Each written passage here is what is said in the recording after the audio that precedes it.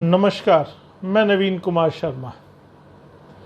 कल प्रधानमंत्री ने कोरोना वैक्सीन को लेकर के कुछ महत्वपूर्ण जानकारियां देश के सामने रखी, जिसमें उन्होंने बताया कि किस तरह से केंद्र सरकार शुरू से राज्य सरकारों को निःशुल्क कोरोना वैक्सीन उपलब्ध करा रही थी, लेकिन राज्य सरकारों के कहने पर किस तरह से उस नीति में परिवर्तन किया गया।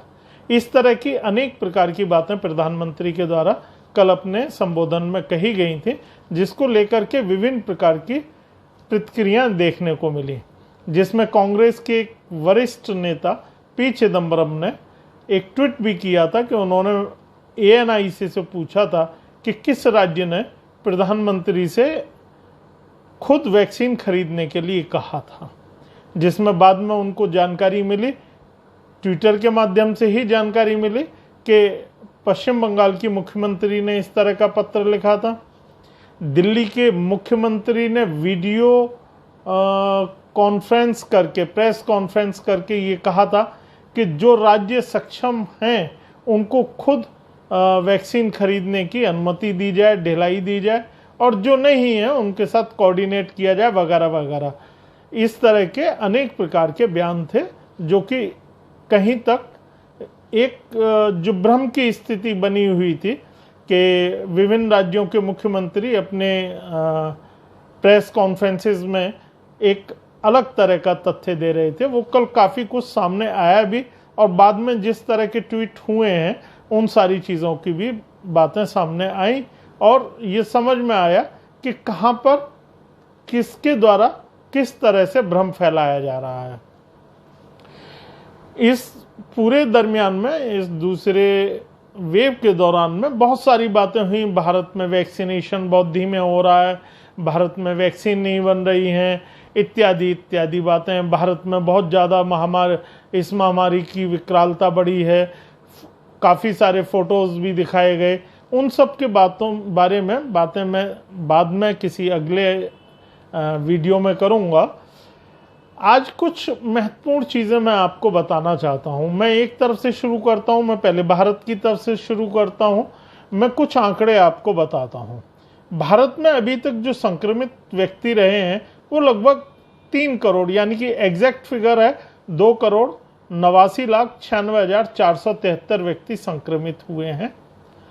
यदि इसको पर मिलियन के उससे देखें कि कितने व्यक्ति 1 मिलियन पर कितने व्यक्ति संक्रमित हुए हैं, तो वो संख्या आ रही है 20,822। भारत में जो आंकड़े हैं, जो भारत सरकार के द्वारा आंकड़े दिए गए और विश्व के अन्य जगहों से जो मैंने आंकड़े हासिल किए हैं वो बराबर मिल रहे हैं। उनके अनुसार भारत में जो मृत्यु हुई हैं वो 3,51,309 हुई हैं, यानी कि पर मिलियन 252 आई हैं। भारत की आबादी 139 करोड़ 26,42,289 मानी गई है। अब आप विश्व के अन्य देशों की आंकड़े देखें।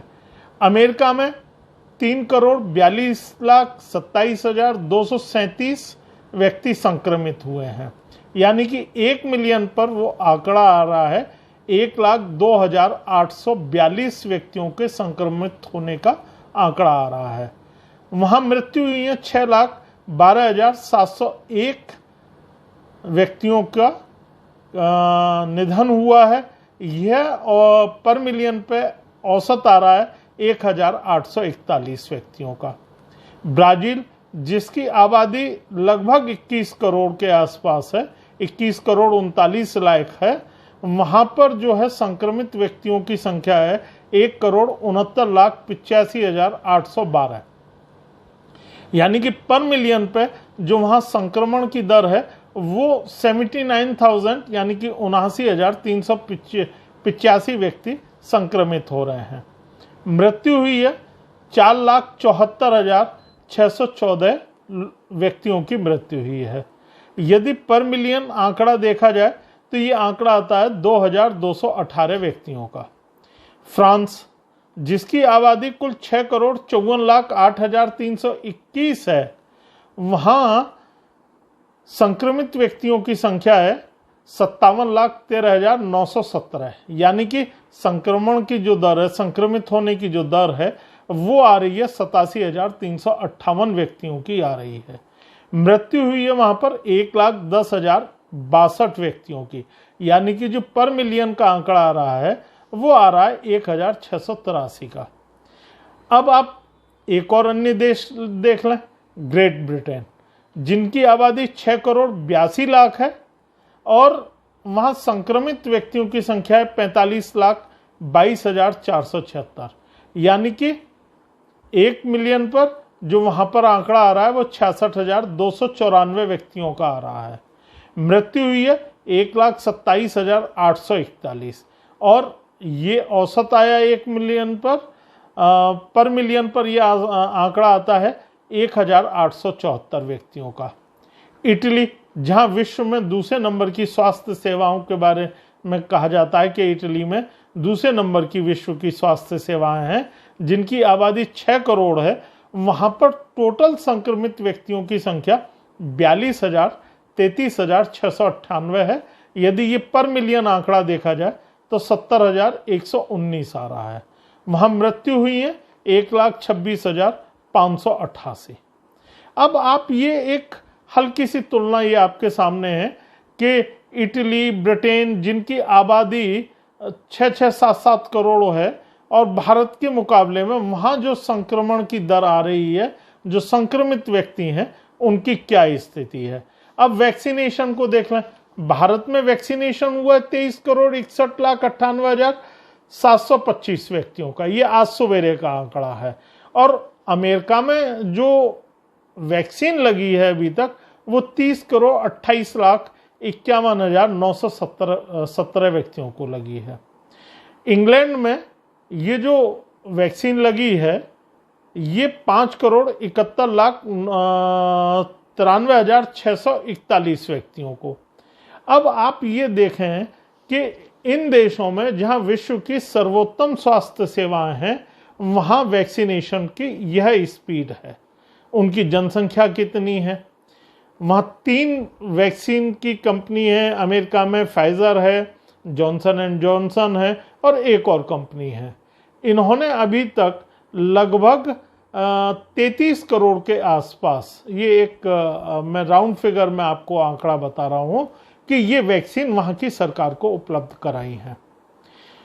भारत में पिछले वर्ष भी सुप्रीम कोर्ट, हाई कोर्ट में कोरोना को लेकर के जनहित याचिकाओं की बाढ़ आई हुई थी। उस समय प्रवासी मजदूरों का विषय था। इस बार वैक्सीन, ऑक्सीजन और अन्य चीजों को लेकर के देश के हाई कोर्ट और सुप्रीम कोर्ट में निरंतर सुनवाई चल रही है।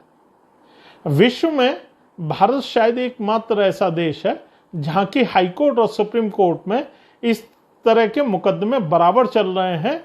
हर चीज के लिए कोई ना कोई मुकदमा दायर हो रहा है। विश्व में किसी अन्य देश में इस तरह का कोई मुकदमा देखने सुनने को नहीं मिल रहा। अमेरिका में इस बात के लिए जरूर मुकदमा हुआ कि उनको जबरदस्ती इस बात के लिए न कहा जाए कि उनको वैक्सीन लगवानी है या अन्य कोई चीज करनी है। इस तरह के तो कुछ एक जानकारी में बातें आई थी, लेकिन वहां कहीं पर भी कोई हड़बड़ी नहीं है। सरकार के द्वारा व्यवस्था की जा रही है और लगाया जा रहा है। हमारे यहाँ निरंतर विवाद है।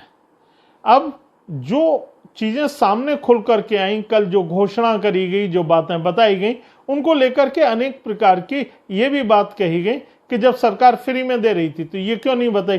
भाई ये तो सरकार का पक्ष है, सरकार बताए कि वो उससे कहाँ चूक हुई, कहाँ नहीं बता पाई सुप्रीम कोर्ट में, या सुप्रीम कोर्ट ने कितना कहा। क्योंकि मैंने कल देखा सुप्रीम कोर्ट और हाई कोर्ट को, देश की जितनी हाई कोर्ट्स हैं उनको कवर करने वाली कुछ एक पोर्टल हैं जिसमें बार एंड बेंच है, लाइव लॉ है, वो इस तरह से प्रोजेक्ट कर रहे हैं कि जैसे सुप्रीम कोर्ट की सुनवाई से गवर्नमेंट ने अपनी पॉलिसी बदली है। वास्तविकता यह है कि गवर्नमेंट ने अपनी पॉलिसी में कोई परिवर्तन नहीं किया है। जो चीज 18 से 44 वर्ष के व्यक्तियों के लिए थी, वो उस समय भी राज्य सरकारों को दी गई थी और कहा गया था और केंद्र सरकार के द्वारा निःशुल्क वैक्सीन दी गई थी। ये तो राज्य सरकारों को करना था कि वो उनको निःशुल्क लगाएं, लेकिन चूंकि राजनीतिकरण होना था, विषय का राजनीतिकरण करना था, तो वो करते रहे। और जब ये सारे तथ्य सामने आए हैं और तस्वीर एकदम साफ हुई है, तो अब विभिन्न प्रकार के ट्वीट करके ये प्रतिक्रिया करने की, जताने की कोशिश की जा रही है कि सब हमारा ये कहना था, इसलिए केंद्र सरकार ने ऐसा किया। वास्तविकता ये है कि केंद्र सरकार शुरू से ऐसा करती हुई दिखाई दी है। राज्य सरकारों के रवैये को लेकर के सुप्रीम कोर्ट ने पिछले महीने ही कहा था कि विशेषज्ञों के द्वारा इस बात की पूर्व में चेतावनी दे दी गई थी, दूसरी लहर आएगी, लेकिन राज्य सरकारों ने उसको कोई गंभीरता से नहीं लिया। मैंने आपके सामने तस्वीर का दूसरा पहलू रखा है। इन तथ्यों को आप देखें, इन आंकड़ों को आप समझें। यदि किसी साथी को इससे संबंधित और विस्तार से आंकड़े चाहिए तो कमेंट बॉक्स में मुझे लिख सकते हैं, मैं उनको वो आंकड़े उपलब्ध करा दूंगा। अगले वीडियो में कुछ नई जानकारियों के साथ मैं आपके सामने फिर हाजिर होऊंगा। तब तक के लिए आप मुझे अनुमति दें। नमस्कार।